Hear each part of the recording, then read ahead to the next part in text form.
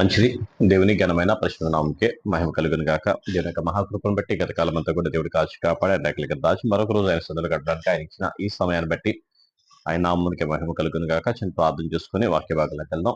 స్తోత్రం నాయన మహాపరిశుద్ధుడు దేవ, మీకు వందనాలు స్తుతులు స్తోత్రాలు చేసిన మీరే మహిమ పొందండి. కృపతో ఇప్పుడు వదిలి చేయని సహాయం చేయండి. నన్న మీకు స్తోత్రాలు చేసిన మీరే మహిమ పొందండి.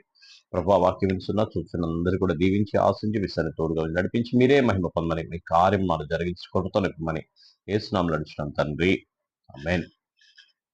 మంచిది. దేవుని ఘనమైన పరిశుద్ధ నామముకే మహిమ కలుగును గాక. వాక్యం వినుచున్నా చూస్తున్నా మీ అందరికీ కూడా ప్రభువైన యేసుక్రీస్తు నామములో వందనములు శుభములు తెలియజేస్తున్నాను.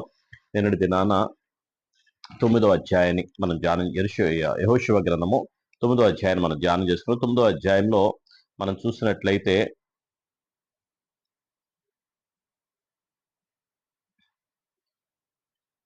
9వ అధ్యాయం మనం చూసినట్లయితే అక్కడ గిబియోనీయులు ఆయన దగ్గరికి, ఆ యెహోషువ దగ్గరికి వచ్చి, వారు ఎక్కడో దూరదేశం నుండి వచ్చిన వారుగా అలా వచ్చి వారు ఆ ఈ ఇశ్రాయేల్ అయిన యెహోషువ దగ్గర శరణు వేడుతూ ఉన్నారు. మమ్మల్ని బ్రతకనివ్వండి అని చెప్పి మాయ వేషం వేశారు, మారు వేషం వేసుకున్నారు. మాయ వేషం వేసినా మారు వేషం వేసుకున్నా వారి యొక్క విధానం అంతా కూడా దేవునికి భయపడ్డారు. వాళ్ళు దేవునికి భయపడి వారి మధ్యలో వారు బ్రతకాలి అంటే దేవుడు కంపల్సరిగా వారికి జయమిస్తాడు, దేవుడు కంపల్సరిగా వారికి విజయం ఇస్తాడు, వారు మమ్మల్ని అందరూ కూడా చంపేస్తారు భయముతోని యెహోషువ దగ్గరికి వచ్చి మారు వేషం మాయ వేషం వేసుకొని వచ్చి పాతగిలిన బట్టలు, పాతగిలిపోయిన చెప్పులు, పాతగిలిపోయిన అన్ని కూడా వేసుకొని వచ్చి మాతో మీరు నిబంధన చేయమని దేవుని దగ్గర యెహోషువ దగ్గర అడిగినప్పుడు యెహోషువ దేవుని దగ్గర విచారణ చేయకుండానే వాళ్ళకి ఆ వాళ్ళకి ఇచ్చాడు. వాళ్ళకి ఈ సరే అని చెప్పేసి అన్నాడు. సరే అన్న తర్వాత తీరా చూస్తే వాళ్ళందరూ కూడా వారి మధ్యలో జనమే. వారి మధ్య జనాలు ఎవ్వరు కూడా బ్రతకలేదు అని దేవుడు చెప్పాడు. కానీ వీరు చేసింది అయితే దేవుడు అన్ని కూడా అందరినీ కూడా చూస్తూనే ఉంటాడు. ఆయన యందు భయభక్తులు గల వారు ఎవరున్నారని వారిని బ్రతకరించడానికి అన్ని కూడా ఎవరైనా సరే ఆయన భయభక్తులు గల వారి మీద ఆయన కృప ఉంచుతూనే ఉంటాడు.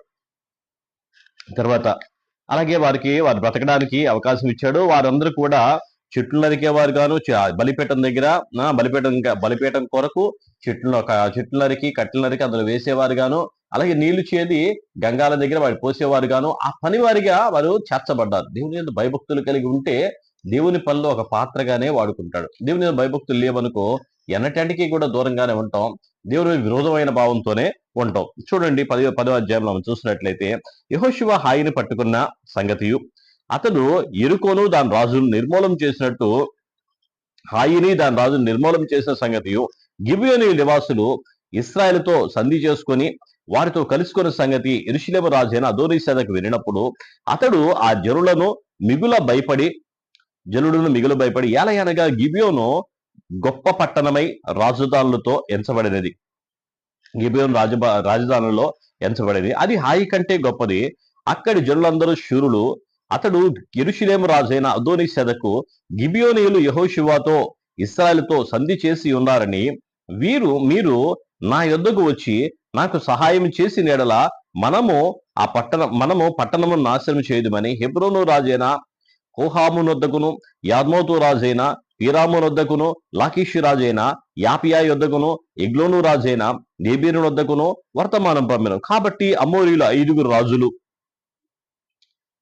అనగా యెరూషలేము రాజును, హెబ్రోను రాజును, యర్మాతు రాజును, లాకీషు రాజును, ఎగ్లోను రాజును కూడుకొని తాము తమ సేనలన్నీ బయలుదేరి గిబియోను ముందర దిగి గిబియోనీయులతో యుద్ధం చేశారు. గిబియోనీయులు మన్యంలో నివసించు అమోరీయుల రాజులందరితో కూడి మా మీదకి దండెత్తి వచ్చి ఉన్నారు గనుక నీ దాసులను చెయ్యి విడవక త్వరగా మా యొద్దకు వచ్చి మాకు సహాయం చేసి మమ్మల్ని రక్షించమని గిల్గాల్లో దిగి ఉన్న పాలెములో యెహోషువకు వర్తమానం పంపగా యెహోషువయు అతని యొద్దనున్న యోధులందరూ పరాక్రమం గల శూరులందరూ గిల్గాల్ నుండి బయలుదేరి అప్పుడు యెహోవా వారికి భయపడకము, నీ చేతికి వారిని అప్పగించి ఉన్నాను, వారిలో ఎవడును నీ ఎదుట నిలవడని యెహోషువతో సెలవేగా యెహోషువ గిల్గాల్ నుండి ఆ రాత్రి అంతయు నడిచి వారి మీద హఠాత్తుగా పడెను.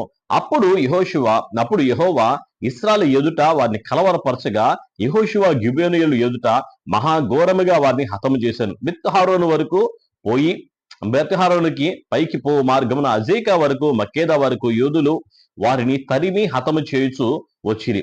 మరియు వారు ఇశ్రాయేలు ఎదుట నుండి బెత్ హారోనుకు దిగిపోవు త్రోవను పారిపోచుండగా వారు అజేకాకు వచ్చు వరకు యెహోవా ఆకాశం నుండి గొప్ప వడగండ్లను వారి మీద పడవేసెను. గనుక వారు దాని చేత చనిపోయిరి. ఇశ్రాయేలీయులు కత్తివాత చంపిన వారి కంటే వడగండ్ల చేత చచ్చిన వారు ఎక్కువ మంది అయిరి. యెహోవా ఇశ్రాయేలు ఎదుట అమోరీయులను అప్పగించిన దినమున ఇశ్రాయేలు వినుచుండగా యెహోషువ యెహోవాకు ప్రార్థన చేసెను. సూర్యుడా నీవు గిబియోన్లో నిలువుము, చంద్రుడా నువ్వు అయ్యాలో లోయలో నిలుము.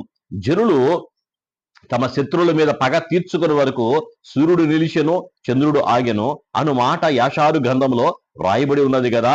సూర్యుడు ఆకాశ మధ్యమున నిలిచి ఇంచుమించు ఒకనాడెల్లా అస్తమింప త్వరపడలేదు. యెహోవా ఒక నరుని మనవి విన్న ఆ దినము వంటి దినము దానికి ముందే గాని దాని తర్వాతే గాని ఉండలేదు. నాడు యెహోవా ఇశ్రాయేలు పక్షమున యుద్ధము చేసెను. అప్పుడు యెహోవా అతనితో కూడా ఇశ్రాయేలందరూ గిల్గాల్లో ఉన్న పాలెములోనికి తిరిగి వచ్చిరి. హల్లెలూయా. ఇక్కడ చూడండి, ఇక్కడ చూసిన సంఘటన మనం చూసినట్లయితే గిబియోనీయులు వచ్చి యెహోషువతో నిబంధన చేసుకున్నారు. యెహోషువతో నిబంధన చేసుకుని దేనికోసం అంటే దేవునికి భయపడి, దేవుడు వారి పక్షాన ఉన్నాడు, వాళ్ళెవ్వరిని బతకడం ఆ నిబంధన ఆ గిబియోనీయులు చేసుకుని ఉండగా ఇప్పుడు అక్కడ అమోరీయుల రాజులైన మొత్తం కూడా 5 రాజులు గిబియోనీయుల మీదకి వచ్చి యుద్ధం చేయడానికి వచ్చారు. గిబియోనీయులు వెళ్ళి యెహోషువతో కలిసి యెహోషువతో వాళ్ళు నిబంధన చేసుకున్నారు. ఎందుకు నిబంధన చేసుకొని మనందరం కలిసి ఉండాలి కదా అని చెప్పేసి వచ్చి ఇక్కడ యుద్ధం చేయడానికి గిబియోనీయుల మీద ముందర దిగగా, నిజంగా గిబియోనీయులు ఎంత నీతిమంతులు అంటే అంత నీతిమంతులు. గిబియోనీయులు దేవునికి భయపడ్డారే కానీ మనుషులకు భయపడలా. గిబియోనీయులు దేవుని ఎదుట దేవునికి లోబడి ఉన్నారు తప్ప మనుషులకు లోబడి ఉండలా. చూడండి, 5 రాజులు వచ్చారు. 5 రాజులు వచ్చినప్పటికీ కూడా వారితో సంధి చేసుకోలేదు, వారితో నిబంధన చేసుకోలేదు. వెంటనే యెహోషువ దగ్గరికి వెళ్ళారు. యెహోషువ దగ్గరికి వెళ్ళి మాకు సహాయం చేయమని చెప్పి యెహోషువ అని అడిగారు. దేవుడు చెప్తున్నాడు కదా, మీరు వెళ్ళి సహాయం చేయండి, వారికి భయపడద్దు అన్నప్పుడు ఆ రాత్రంతా నడిచారంట. రాత్రంతా నడిచి అంత అలసిపోతారు, కాళ్ళు చేతులు ఎంత నొప్పులు వచ్చేస్తాయి. అయినప్పటికీ కూడా దేవుడు వారికి శక్తినిచ్చాడు, దేవుడు వారికి బలాన్ని ఇచ్చాడు, దేవుడు వారికి కృపనిచ్చాడు. ఆ కృపనిచ్చిన ఆ బలాన్ని బట్టి మనమైతే ఒక పూట పని చేస్తే చాలు, అమ్మో ఏమి లేదేక, నా జీవితం అంతా అయిపోయింది, నా బ్రతుకంతా అయిపోయింది అని చెప్పేసి కాళ్ళు సాగదీసుకొని పడుకుంటాం. ఎప్పటికీ బలం రాదు, ఎప్పటికీ జీవం రాదు. ఎప్పుడైతే దేవుని మీద ఆధారపడి రాత్రంతా నడిచారంట, రాత్రంతా నడిచి వాళ్ళు దేవుని పని చేయడం, దేవుడు నూతనమైన శక్తితో నింపుతాడు, నూతన బలంతోనే నింపుతాడు. అలా చేసినప్పుడు దేవుడు ఆయన ప్రార్థన చేస్తే ప్రార్థన ఆలకించాడు. మనం ఆ కాలు చాపుకొని పడుకొని, అమ్మో నా వల్ల కాదు, ఇక ఏం లేదు, ఇక అయిపోయింది, నా జీవితం అంతా అయిపోయింది, నేను ఎంత కష్టపడుతున్నాను, రాత్రంతా నడిచి నడిచి నడిచి నడిచి నడిచి ఇప్పుడు యుద్ధం చేయాలా, ఆగయ్యా, వాళ్ళ మీద యుద్ధం ఎలాగ ఆపయ్యా అని మాట్లాడతాం. కానీ యెహోషువ అలా చేయలేదు. ఆ రాత్రంతా నడిచి వారి మీద పడి వారితో యుద్ధం చేస్తుండగా దేవుడు వారి పక్షాన్ని నిలిచాడు. దేవుడు వారి పక్షాన్ని నిలిచి వడగండ్ల చేత ఆయన యుద్ధం చేశాడు. మన శరీర శ్రమను మన కష్టాల్లో చూసుకొని మనం కృంగిపోయామనుకో, కృంగిపోయిన వాడు ఇప్పుడు కూడా లేవనెత్తబడ్డు. దేవుని శక్తిని పొందుకొని, దేవుని బలం పొందుకొని పరిగెత్తడం నేర్చుకున్నాం అనుకో, ఎప్పటికైనా సరే దేవుడు విజయం ఇచ్చేవాడు. దేవుడు మన పక్షాన్ని నిలుస్తాడు, దేవుడు మనకు తోడే ఉంటాడు. మనం చేసే ప్రతి ప్రార్థన కూడా ఆయన ఆలకిస్తాడు. ఎందుకు ప్రార్థన ఆలకిస్తున్నాడు చూడ మాట అంటున్నాడు కదా, సూర్యుడా నువ్వు అక్కడ ఆగు అన్నాడు, చంద్రుడా నువ్వు ఇక్కడ ఆగు అన్నాడు. ఆగు అంటే ఆగిపోయారు. దేవుడు ఆ మనవ ఆలకించాడు, వాళ్ళని ఆపేశాడు. నిలబాకండే అని అన్నాడు, ఆగిపోయారు. ఆగిపోయిన తర్వాత ఒక రోజంతా కూడా తొందర పడలేదంట సూర్యుడు. యాషారు గ్రంథంలో రాయబడి ఉంది కదా అని అంటున్నాడు. అంటే దేవుడు మన ప్రార్థన వినాలంట, మనం ఆలోచన వినాలంటే. నిజంగా గిబియోనీయులు ఎంతో నీతిమంతులు, మనుషులకు భయపడలా, దేవునికే భయపడ్డారు. అలాగే యెహోషువ కూడా రాత్రంతా కష్టపడ్డాడు, రాత్రంతా నడిచి నడిచి ఒక్కసారిగా వచ్చి వారి మీద పడ్డానికే సిద్ధపడ్డాడు. కానీ అమ్మో నేను కష్టపడిపోయాను, చాలా దూరం, ఎన్ని కిలోమీటర్లు, 1 2 ఆ కిలోమీటర్లు అంత దూరం నడిచి నడిచి నడిచి యుద్ధం చేయడం అంటే చిన్న మాట,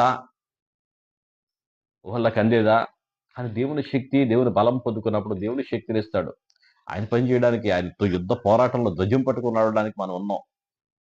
ఏదైనా సరే సహాయం చేసేవాడు దేవుడు. కృప చూపేవాడు దేవుడు, మనకు బలమిచ్చే దేవుడు వాడి దేవుడు, మన ప్రార్థన ఆలకించి గొప్ప చేసేవాడు దేవుడు. అందుకే అక్కడ అంత గొప్పగా రాయించాడు అది. యాషారు గ్రంథంలో రాయబడింది. అసలు సూర్యుడు ఆగడం ఏంటి, చంద్రుడు ఆగడం ఏంటి, ఒక నరుడి మనవి ఆలకించిన దినము, ఆ దినము వంటి దినము ఇంకొకటి లేనే లేదని అంటున్నాడు. అతను చేసిన ప్రార్థన వంటి ప్రార్థనకి ఎవ్వరి దగ్గర లేనే లేదని చెప్పి దేవుడు చెప్తున్నాడంటే అతను ఎంత శక్తి పొందుకొని ఉంటాడు, ఎంత బలం పొందుకొని ఉంటాడో. ఎప్పుడైనా సరే మన శక్తి పొందుకోవాలన్నా, బలం పొందుకోవాలన్నా దేవుని మీద ఆధారపడాలి. దేవుడు విడిచిపెట్టే దేవుడు కాదు, వదిలిపెట్టే దేవుడు కాదు. నిజంగా అమోరీలు మొత్తాన్ని కూడా చంపేమన్నాం. వాళ్ళ దాంట్లోనే ఉన్నాడు గిబియోనీయులు. అయినప్పటికీ కూడా వాళ్ళు దేవునికి భయపడ్డారు. దేవుడు వారికి కాపుదలు ఇచ్చాడు, దేవుడు వారి భద్రత ఇచ్చాడు, దేవుడు వారికి క్షేమం ఇచ్చాడు, దేవుడు వారికి సహాయం చేశాడు. అటువంటి సహాయం, అటువంటి కృప మనకు కూడా కలుగును గాక. మనం పడుతున్న శ్రమను బట్టో, కష్టాన్ని బట్టో కుంగిపోక దేవుని యందు బలము తెచ్చుకొని ముందుకు సాగిపోయి వెళ్ళిపోదాం గాక. గొప్ప కార్యములు, శూర కార్యములు, అద్భుత కార్యములు మన పక్షాన దేవుడు చేయును గాక. వడగండ్ల చేత వారిని చంపినట్లుగా, వడగండ్ల చేత ఆయన యుద్ధం చేసినట్టుగా మన పక్షాన శత్రువు చేత ఆ యుద్ధం చేయును గాక. దేవుని కృప మనకి తోడై ఉండి నడిపించును గాక. చిన్న ప్రార్థన చేస్తున్నాం. స్తోత్రం నాయన, మహాపరిశుద్ధమైన దేవ, మీకే వందనాలు, స్తోత్రాలు. మహోన్నత మహాగరుడ గొప్పవాడ, మీకు వందనాలు చేస్తున్నాం. మీరే మహిమ పొందండి. దయగలవాడ, కృపగల దేవ, మహోన్నత మహాదేవుడ, మీకు స్తోత్రాలు చేస్తున్నాం. మీరే మహిమ పొందండి. మా యేసుక్రీస్తు ప్రభా, దయగలవాడ, కృపగల దేవ, మీకు వందనాలు. మహాదేవుడ, మహోన్నత మహనీయుడ, మీ స్తోత్రం నాయన. నిజమే ప్రభా, గిబియోనీయులు నాయన, అయా మీకు భయపడ్డారు నాయన. యెహోషువ రాత్రంతా నడిచాడు నాయన. ప్రభా, కుంగిపోలేదు, బలహీన పడిపోలేదు. మీ శక్తితో, మీ బలంతో నూతన బలాన్ని పొందుకొని ప్రభువా యుద్ధం చేశాడు. ఆ యుద్ధంలో నన్ను మీరు సహాయం చేశారు ఆయన. ఆయా కత్తి వాత చంపిన వారి కంటే ఆ వడగండ్ల వడగండ్ల చేత చంపిన వారి సంఖ్య ఎక్కువగా ఉందని ఆయన రాయించిన దేవ, గొప్ప దేవ, మీకు స్తోత్రాలు చేసి మీరే మహిమ పొందండి. అయ్యా మేము కూడా ఎక్కడ కృంగిపోక నాయన, అయ్యా మేము చూస్తున్న పనులు బట్టి నాయన, పనుల భారంతో నాయన నీరసిల్లిపోక నాయన, మీ బలాన్ని పొందుకొని ముందుకు సాగే అనుభవం, కృప మాకు కలుగును గాక. అటువంటి దీవెన ఆశ్రమంలో మమ్మల్ని నింపి సహాయం తెచ్చింది. మీరే మహిమ పొందమని యేసు నామములో అడుగుచున్నాం తండ్రి. ఆమేన్. అందరికీ కూడా 12 వందనాలమ్మ.